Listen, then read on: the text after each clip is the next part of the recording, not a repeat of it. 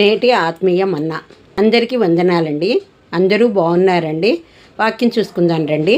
మత్తయి సువార్త 21వ అధ్యాయము 2-3 వచనములు. మీ ఎదుటనున్న గ్రామమునకు వెళ్ళుడి. వెళ్ళగానే కట్టబడి ఉన్న యొక్క గాడిదయు దానితోనున్న యొక్క గాడిద పిల్లయు మీకు కనబడును. వాటిని విప్పి నా యొద్దకు తోలుకొని రండి. ఎవడైనను మీతో ఏమైనను అనిన ఎడల అవి ప్రభువునకు కావలసి ఉన్నవని చెప్పవలెను. వెంటనే అతడు వాటిని తోలిపెట్టునని చెప్పి వారిని పంపేను. ప్రభు తన శిష్యులతో చెప్తున్నారు ఏమనంటే, మీరు ఎదురుగా ఉన్న గ్రామానికి వెళ్ళండి. అక్కడ ఒక గాడిద కనిపిస్తుంది, దానిని విప్పి తీసుకొని రండి.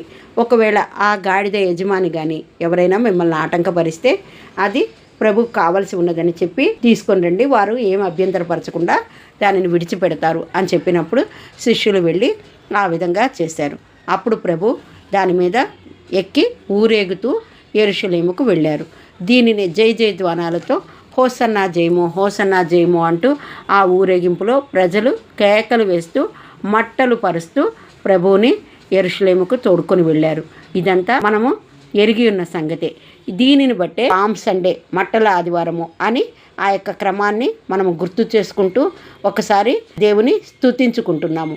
అదే విధముగా మరి ఈ యొక్క సందర్భంలో కట్టబడిన స్థితిలో నీవున్నావా? నీకు విడుదల లేదా? అయితే ప్రభు చెంతకు వచ్చి నీవు వేడుకుంటున్నావా? నీ యొక్క స్థితిని ఆయనకు తెలియచేసుకుంటున్నావా? నీవు ఏ విధమైన బంధకాలలో కట్టబడి ఉన్నావో అసలు నీకు తెలుసా? మొదటిగా నీవు కలిగి ఉన్న స్థితిని నీవు అర్థం చేసుకోగలిగావా? నీవు ఏ విధమైన శ్రమల గుండా వెడుతున్నావు లేదా వేటితో కట్టబడి ఉన్నావు?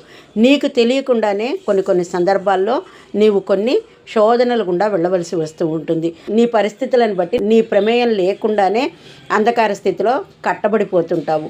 అలాంటి స్థితిలో నీవు ఉన్నావా? ఒక్కసారి నువ్వు నిన్ను పరిశీలన చేసుకుని అప్పుడు ప్రభు చెంతకొచ్చి నేను ఫలానా విధంగా కట్టబడి ఉన్నాను, ఆ స్థితి నుంచి నాకు విడుదల దయచేయి అని చెప్పి గనక నీవు ప్రభు చెంత నిలిచి కన్నీరు కార్చినట్లయితే ప్రభు నిన్ను ఆ యొక్క బంధకాల నుండి విడిపించడానికి, నీవు కట్టబడిన కట్లను తెంపివేయడానికి ఆయన సిద్ధంగా ఉన్నారు.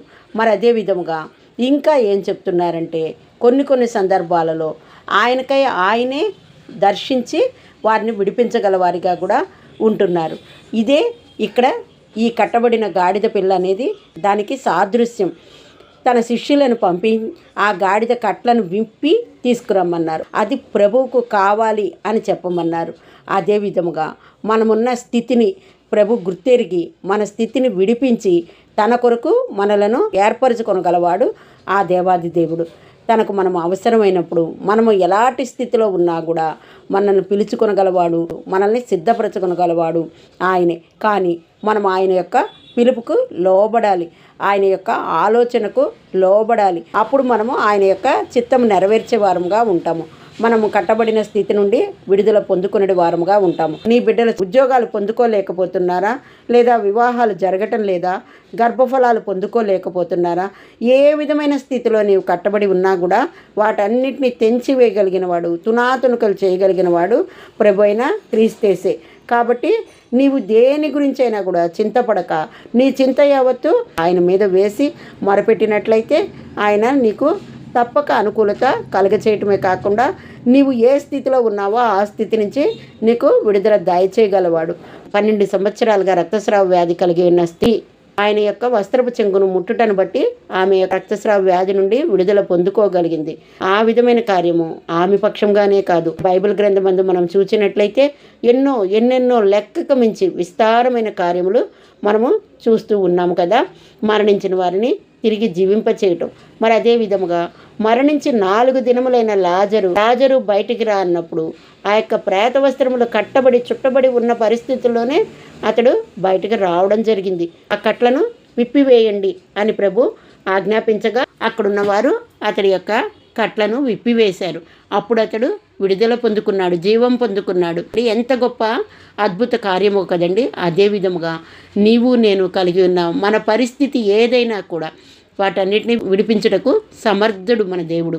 అంతేకాకుండా దీర్ఘ వ్యాధులతో మరణ పడక మీద చేరి ఉన్నావా? అయినా కూడా నిన్ను లేవనెత్తగల సామర్థ్యము కలిగిన వాడు. హిజ్కియా మరణకరమైన వ్యాధితో మరణమునకు సమీపముగా ఉన్నప్పుడు గోడ తట్టు తిరిగి కన్నీరు విడిచినప్పుడు 15 సంవత్సరముల ఆయుష్కాలం అతనికి పొడిగింపలేదా? హిజ్కియాకు చేసిన దేవుడు నీకు చేయడా? తప్పక చేస్తాడు. నీవు కలిగి ఉన్న ఆర్థిక సమస్యలను బట్టి చింతపడకు.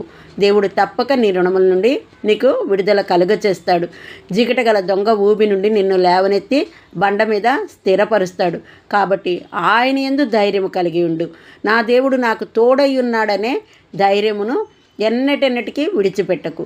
నీవు కలిగి ఉన్న ఏ స్థితినైనా విడిపించుటకు సామర్థ్యము కలిగిన దేవుడు నా దేవుడని నీవు విశ్వసించినట్లయితే తప్పక నీవు విడుదల పొందుకొనగలుగుతావు. ఆమెన్. హల్లెలూయా.